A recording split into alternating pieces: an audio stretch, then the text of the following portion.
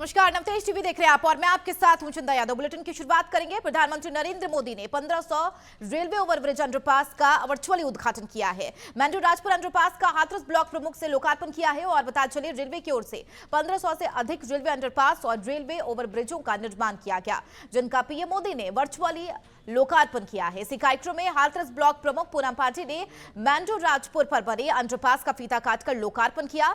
उन्होंने बताया कि रेलवे की ओर से ज्यादातर रेलवे क्रॉसिंग को खत्म कर अंडरपास बनाए जा रहे हैं, जिनमें अधिकतर कार्य पूर्ण हो चुका है और बाकियों पर कार्य प्रगति पर है। जयपुर में बीजेपी कार्यालय में नमो ऐप कार्यशाला का आयोजन किया गया है, जिसमें प्रदेश अध्यक्ष सीपी जोशी मौजूद रहे। सीपी जोशी ने कहा कि नमो ऐप के माध्यम से प्रधानमंत्री की जन कल्याणकारी योजनाओं की जानकारी सीधे मिल सकेगी। इस ऐप के जरिए विकसित भारत के एम्बेसडर बनने का लक्ष्य भी आगे बढ़ सकता है। बता दें, सोशल मीडिया की टीम की तरफ से इस कार्यशाला का आयोजन किया गया है। ओवैसी के बयान को लेकर सीपी जोशी ने कहा कि ओवैसी कह रहे हैं कि एक मस्जिद टूट गई, दूसरी टूटने नहीं देंगे, लेकिन मैं उनके बयान को गंभीरता से नहीं लेता हूं।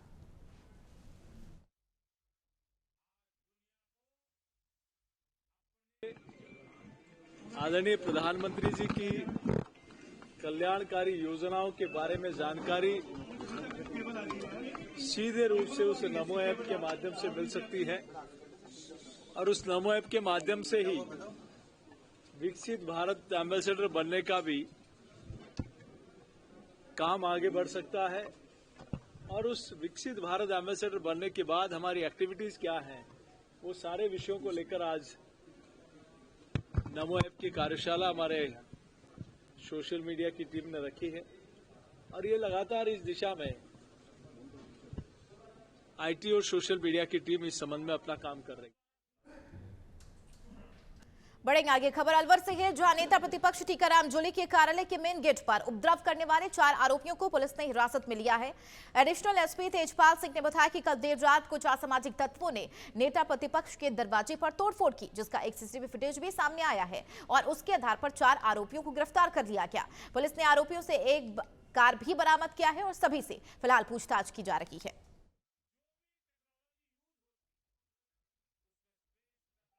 बेसिकली जो कल रात में घटना हुई थी, लगभग 11:15 बजे के आसपास घटना हुई और उसमें इमीडिएटली पुलिस मौके पर पहुंच गई थी और वहाँ फुटेज थे, उसका बड़ा लाभ मिला। तो गाड़ी तुरंत चिन्हित हो गई और ब्लैक कलर स्कॉर्पियो थी, उसका नंबर भी चिन्हित हो गया। तो लगभग 1.5-2 घंटे में गाड़ी को ट्रेस कर लिया गया और उसको दस्तगिरद कर लिया गया। और उसमें जो लड़के शामिल थे उनको भी अर्ली मॉर्निंग में डिटेन कर लिया और पूछताछ में क्लियर कर लिया। तो बेसिकली लोकल ही लड़के हैं। एक तो आपका नीलेश उर्फ वीरू, जो कि वैशाली नगर थाना क्षेत्र रहने वाला है। दूसरा भूपेंद्र सिंह है, जो ये भी वैशाली नगर का है, खोतनपुरी का। तीसरा शोएब खान है, जो आपके निवासी अमनपुर तिजारा का रहने वाला है। और चौथा सौरभ है, जो यही लोकल अरावली क्षेत्र का श्रीराम कॉलेज। लोकसभा चुनाव से पहले दलबदल का सिलसिला भी शुरू हो चुका है। दिल्ली में आम आदमी पार्टी, कांग्रेस और एनसीपी के कई पदाधिकारियों ने बीजेपी का दामन थाम लिया। दिल्ली बीजेपी प्रदेश अध्यक्ष वीरेंद्र सचदेवा और नेता प्रतिपक्ष रामवीर सिंह बिधोड़ी ने सभी को पार्टी का पटका पहनाकर बीजेपी की सदस्यता दिलाई। इस दौरान दिल्ली प्रदेश अध्यक्ष वीरेंद्र सचदेवा ने कहा कि यह दिखाता है कि दिल्ली की जनता दिल से आज भी भारतीय जनता पार्टी के साथ है और आने वाले चुनाव में सभी 7 सीटों पर जीत हासिल करेंगे।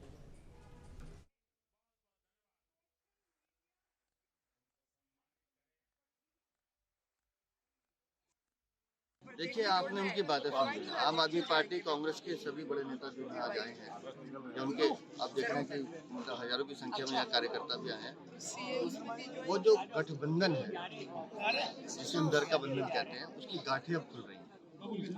ये अवसरवादिता का गठबंधन है, स्वार्थ का गठबंधन है। कोई आइडियोलॉजी मेल नहीं खाती है। एक दूसरे को गाली देने वाले दल अगर साथ होते हैं तो जो ईमानदार कार्यकर्ता होता है वो घुटन महसूस करता है। वो लोगों ने कहा यहाँ कि हम घुटन महसूस करते हैं और वो सब के सब माननीय प्रधानमंत्री श्री नरेंद्र मोदी जी के नेतृत्व में काम करना चाहते हैं, इसलिए हमने उनका स्वागत किया। और मैं बता रहा हूँ, दिल्ली में अभी ये सिलसिला अभी और बढ़ेगा, आप देखेंगे। खबरों में बढ़ेंगे आगे। खबर दौसा से है, जहां प्रधानमंत्री ने प्रदेश के 21 रेलवे स्टेशनों के पुनर्विकास कार्यों का वर्चुअली शिलान्यास किया है। इसमें अजमेर, पाली, मारवाड़, सांगानेर, ब्यावर, फतेहनगर समेत 21 स्टेशन शामिल है। ये railway station multi modal connectivity के एकीकरण से सामाजिक आर्थिक गतिविधियों का केंद्र बनेंगे। इनको सिटी सेंटर के रूप में पुनर्विकसित करते हुए roof plaza, shopping zone, food court और बच्चों के खेलने के लिए क्षेत्र आदि की सुविधाएं उपलब्ध करवाई जाएंगी। और इसके अतिरिक्त इनमें प्रवेश और निकास द्वार, बहुस्तरीय पार्किंग, लिफ्ट, एस्केलेटर, लाउंज, प्रतीक्षालय और ट्रैवलेटर, दिव्यांगजन अनुकूल सुविधाएं विकसित की जाएंगी।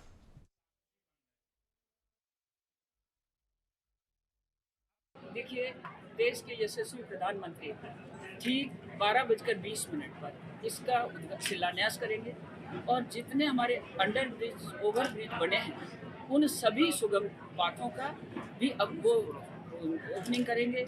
और साथ ही जो अमृत भारत स्टेशन की अभी आपने छोटा सा एक वीडियो भी देखा है, उस वीडियो के माध्यम से आप देखेंगे कि यात्रियों की सुगमता, सौंदर्यीकरण और हमारी लोकल कला का प्रदर्शन और यहाँ के लोगों के लिए एक रोजगार, ये भी इस अमृत भारत स्टेशन के इस योजना के अंतर्गत इस प्रकल्प। वहीं पीएम मोदी ने कल रेलवे स्टेशन, ओवरब्रिज, अंडरपास का वीडियो कॉन्फ्रेंस के जरिए शिलान्यास और उद्घाटन किया। इसमें राजस्थान के 21 रेलवे स्टेशन और 112 ओवरब्रिजों और अंडरपास शामिल है। अमृत भारत स्टेशन के तहत सिरोही के पिंडवाड़ा में कार्यक्रम आयोजित किया गया। कार्यक्रम में सांसद देवजी पटेल, विधायक समाराम करासिया, पिंडवाड़ा प्रधान नितिन बंसल और नगर पालिका अध्यक्ष सुरेंद्र मेवाड़ ने शिरकत की। रेलवे की इन विकास परियोजनाओं से रेलवे स्टेशन तो आधुनिक बनेंगे ही, साथ ही रेलवे के विकास को नए पंख लगेंगे। भारत में 554 रेलवे स्टेशन पे कई आरओबी और आरयूबी का लोकार्पण हुआ, जिसमें हमारे यहाँ पे पिंडवाड़ा में 104 आरओबी और 105 नंबर आरयूबी का भी लोकार्पण किया गया, जो सौगात आदरणीय प्रधानमंत्री नरेंद्र मोदी जी ने और अश्विनी वैष्णव साहब ने पिंडवाड़ा को दी है। ये पिंडवाड़ा के नागरिकों के लिए सुख सुविधा में और संपन्नता में आगे निरंतर विकसित होगा, ऐसी आशा और अपेक्षा के साथ में मैं इन सबको बहुत बहुत शुभकामना देता हूँ। मैं आदरणीय एमपी साहब का और मोदी जी का, अश्विनी वैष्णव जी का बहुत आभार व्यक्त करता हूँ कि पिंडवाड़ा के अंदर जो भी हमने मांगा है वो मिला है, क्योंकि जनापुर सर्कल पे भी बहुत कड़ी समस्या थे, उनका भी उन्होंने स्वीकृति लाई है और आरयूबी और आरओबी का भी यहाँ शिलान्यास और उद्घाटन हुआ है। मैं बहुत बहुत आभार व्यक्त करते हुए मैं मोदी जी का बहुत आभार व्यक्त करता हूँ, उन्होंने सब मांगा वो दिया है। आसलपुर जोबनेर रेलवे फाटक संख्या 243 पर कई सालों से ग्रामीणों के ओवरब्रिज निर्माण का सपना अब पूरा हो चुका है। दरअसल आसलपुर जोबनेर रेलवे फाटक 243 रेलवे ढींडा फाटक संख्या 245 पर निर्माणाधीन ओवरब्रिज का प्रधानमंत्री नरेंद्र मोदी ने वर्चुअल तौर पर शिलान्यास किया। रेलवे फाटक शिलान्यास समारोह के मुख्य अतिथि के रूप में कैबिनेट मंत्री कर्नल राज्यवर्धन सिंह राठौर, रेलवे के एडीआरएम संजय दीक्षित और जिला प्रमुख रमा चोपड़ा बतौर चीफ गेस्ट शामिल हुए। इस ओवरब्रिज के निर्माण होने से जोबनेर कृषि विश्वविद्यालय, जोबनेर ज्वाला माता, खाटू श्याम बाबा, ताचुले मेगा हाईवे पर नागौर, सीकर, अजमेर सहित गांव के लोगों को लगने वाली जाम से अब निजात मिलेगी।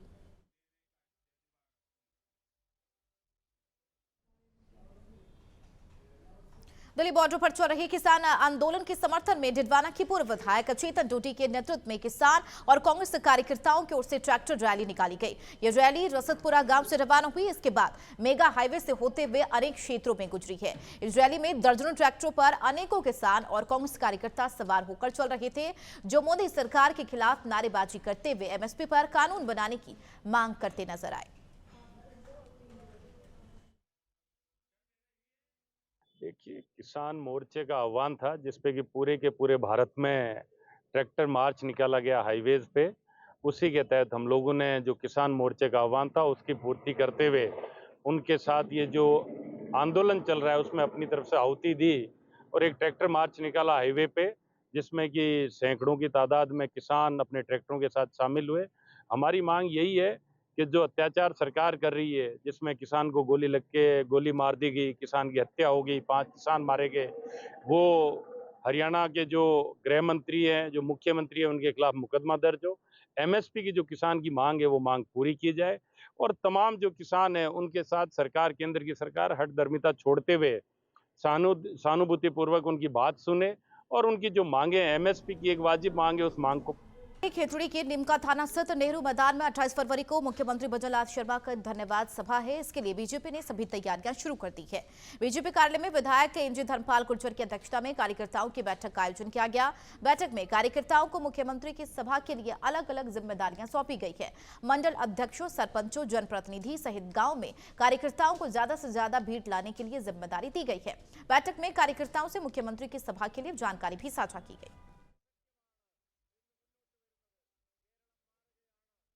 देखिए 28 तारीख को माननीय मुख्यमंत्री जी खेतड़ी पधार रहे हैं। उसी के निमित्त आज हमने प्रमुख कार्यकर्ताओं की यहाँ सभा रखी है, जिसमें पूरे क्षेत्र से हर ग्राम पंचायत से प्रमुख कार्यकर्ता आए हैं। उनको लोगों को लाने का, साधनों की व्यवस्था की सारी जिम्मेदारी अलग अलग से सौंपी गई है। मुख्यमंत्री जी के स्वागत सभा भव्य हो, उसके लिए सारे इंतजाम किए जा रहे हैं। और मैं मुख्यमंत्री जी को खेतड़ी की जनता की तरफ से धन्यवाद देना चाहता हूं कि जो वर्षों से चिरपरिचित हमारी एक मांग थी, जो लंबित मांग थी, जिसमें हमारी जमुना के पानी की बात थी, जो ताजेवाला हेडसे और हथनीकुंड से आने वाला है। लगभग 35 वर्षों से तो हम सुनते आ रहे हैं कि नहर आ रही है, नहर आ रही है, लेकिन हमारी गवर्नमेंट बनने के तुरंत बाद 3 महीने के अंदर अंदर हमारी जो व्यवस्था की गई है मुख्यमंत्री जी ने और हरियाणा के मुख्यमंत्री जी ने और जल शक्ति मंत्री जी ने, गजेंद्र जी ने, हमारी जो शेखावाटी की एक बहुत बड़ी लंबित मांग थी उसको पूरा किया है। उसकी एक धन्यवाद सभा के रूप में हम करने जा रहे हैं।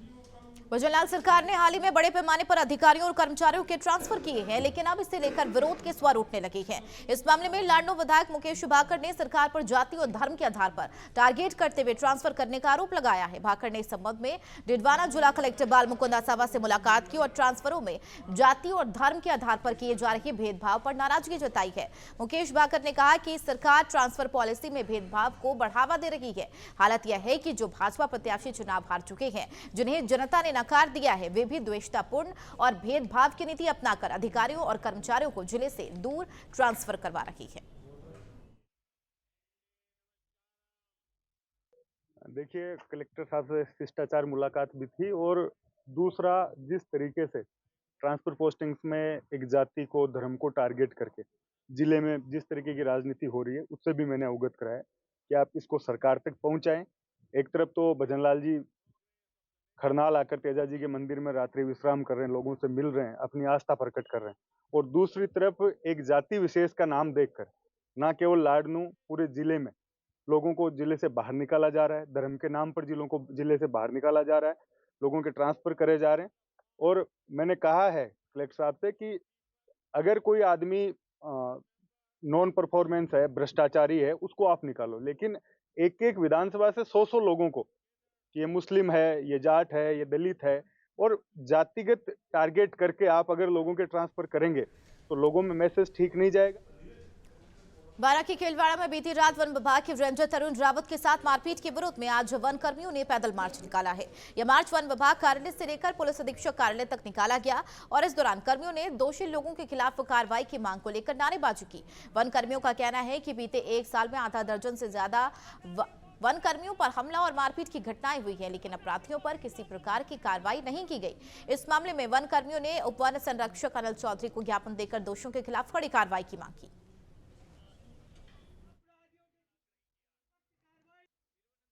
आए दिन वन कर्मचारियों के साथ आपराधिक घटनाएं हो रही है। वन अतिक्रमियों द्वारा, अवैध खननकर्ताओं के द्वारा निरंतर वन कर्मचारियों के साथ मारपीट हो रही है। कल रात को भी हमारे रेंजर साहब केलवाड़ा के साथ कुछ अपराधियों ने मारपीट की और उनको घायल कर दिया। इसके पूर्व भी रेंज नारगढ़ में और छिवाड़ोद में घटनाएं हुई है। वन कर्मचारियों के साथ इस वित्तीय वर्ष में 5-6 घटनाएं हुई हैं। पुलिस प्रशासन के द्वारा अभी तक न तो कोई गिरफ्तारी हुई है, न प्रशासन के द्वारा किसी प्रकार का एक्शन लिया गया है। हमारी मांग है कि ऐसे अपराधियों को तुरंत गिरफ्तारी हो और उनको कड़ी से कड़ी सजा दी जाए। आगे क्या अगर नहीं हो पाती है गिरफ्तारी तो क्या? अगर गिरफ्तारी नहीं होती है, 3 दिन का हम प्रशासन को ज्ञापन दे रहे हैं। यदि 3 दिवस में अपराधियों को गिरफ्तार नहीं किया गया तो आगामी रूपरेखा बना के धरना प्रदर्शन किया जाएगा। खबर धौलपुर से है, जहां निहालगंज थाना क्षेत्र के संतो रोड पर जमीनी विवाद को लेकर दो पक्षों में पथराव और फायरिंग हो गई। घटना की सूचना मिलते ही सीओ सिटी सुरेश सांकला के साथ 3 थानों की पुलिस मौके पर पहुंच गई। जानकारी के मुताबिक संतो रोड की इमली वाली गली में दो भाइयों के बीच मकान की जमीन को लेकर विवाद चल रहा है, जिसको लेकर पहले भी दोनों पक्षों के बीच एक दूसरे के खिलाफ मुकदमे दर्ज हुए हैं। इस मामले ने कल फिर से तुल पकड़ लिया और मारपीट और फायरिंग तक नौबत आ गई। वहीं एक पक्ष ने दूसरे पक्ष के खिलाफ पुलिस में शिकायत दर्ज करा दी है।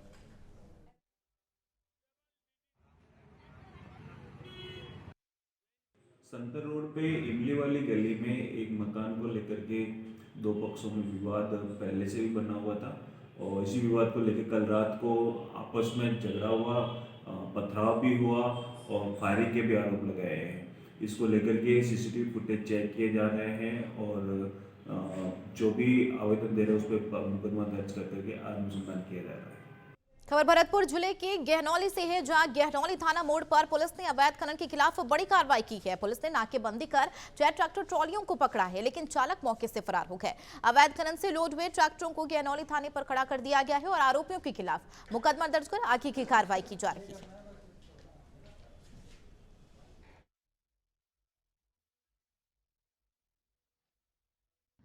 मुखबिर सूचना मिली कि कुछ ट्रैक्टर जिंदपुरा की तरफ से अवैध खंडा पत्थरों के भर के आ रहे हैं, जो नंगला पूठिया में होकर भरतपुर की तरफ जाएंगे। इस पर हमरा जाब्ता को अवगत कराया एवं एसओ साहब श्रीमान सीओ साहब को सूचना से अवगत कराकर मन एएसआई शिवराम यादव आईसी थाना में जाब्ता के मुताबिक सूचना रवाना हुआ। नंगला पूठिया में नाकाबंदी की तो नाकाबंदी के दौरान 3 ट्रैक्टर अवैध खंडा पत्थरों से यूपी के कुशीनगर जिले के अरौली थाना क्षेत्र के एक गांव में लव जिहाद का सनसनीखेज मामला सामने आया है। यहाँ एक युवक ने अपना नाम और धर्म बदलकर एक युवती को फंसाया और खुद को फर्जी इंस्पेक्टर बताया। इतना ही नहीं, आरोपी ने युवती से शादी करने भी पहुंच गया, लेकिन शादी वाले दिन ही परिजनों ने उसे पकड़ लिया और पुलिस के हवाले कर दिया। पीड़ित लड़के ने बताया कि लड़का उसे रास्ते में मिला था और नंबर लेकर बिना दहेज की शादी के लिए राजी हो गया था। वहीं एडिशनल एसपी अभिनव त्यागी ने बताया कि लड़की के पिता की तहरीर पर मामला पंजीकृत करते हुए जांच की जा रही है। जनपद कुशीनगर के थाना अरौली बाजार के ग्राम सतपुखरिया में आज 26/2/2024 को राजेंद्र प्रसाद द्वारा यह बताया गया पुलिस को कि एक व्यक्ति ने अपना नाम व पहचान छुपाकर उनसे लड़की से शादी करने की कोशिश की गई है, जिस पर तुरंत पुलिस घटनास्थल पर पहुंची और आरोपी को पुलिस ने हिरासत में ले लिया है। राजेंद्र प्रसाद द्वारा दी गई एप्लीकेशन पर सुसंगत धाराओं में मुकदमा पंजीकृत किया जा रहा है। अग्रिम विधि उधर यूपी के अलीगढ़ में एक तेज रफ्तार ट्रैक्टर ट्रॉली ने धर्म समाज महाविद्यालय के एलएलबी फाइनल ईयर के 2 बाइक सवारों को टक्कर मार दी और दोनों घायल हो गए, जिनको आनंद फान में उपचार के लिए वरुण ट्रॉमा अस्पताल में भर्ती कराया गया है, जहां गंभीर हालत में उनका उपचार जारी है और एक छात्र की हालत बेहद चिंताजनक बताई जा रही है। बताया जा रहा है कि बाइक सवार छात्रों के एक्सीडेंट की घटना के बाद आक्रोशित छात्रों ने सड़क पर जाम लगाते हुए हंगामा किया। सूचना पर 2 घंटे बाद पुलिस मौके पर पहुंची और आक्रोशित छात्रों की कार्रवाई किए जाने पर आश्वासन देते हुए सड़क पर लगे जाम को खुलवाया गया।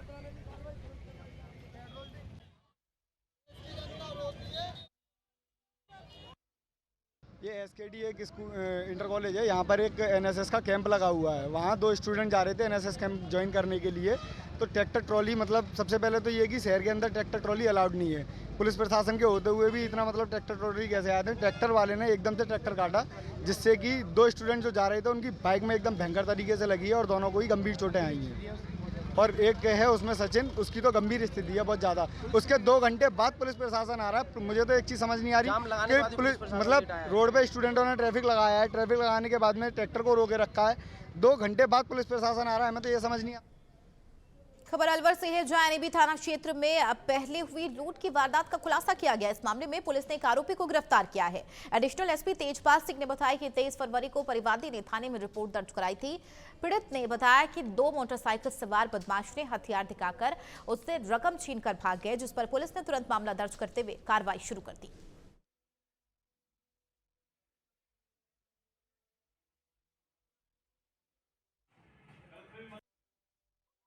2 दिवस पूर्व जवाहरनगर मोगसका में एक गैस एजेंसी है, उनके संचालक पूरे दिन का रेस्ट लेकर के और घर जा रहे थे। तो बाइक में 2 सवार थे, हेलमेट लगा करके उन्होंने गाड़ी को रुकवाया और उन पे जो कलेक्शन था, जैसे एफआईआर में बताया गया 3 लाख रुपए, उसको लेकर के फरार हो गए। सूचना थाने पर आई, एफआईआर रजिस्टर की गई और जो क्रिमिनल इंटेलिजेंस है, आपके टेक्निकल इंटेलिजेंस है, इन सब का सराहना करके सीओ साहब के सुपरविजन में इंचार्ज साहब दिनेश जी ने काफ़ी मेहनत की और 48 घंटे में ही मुलजिमों को ट्रेस कर लिया और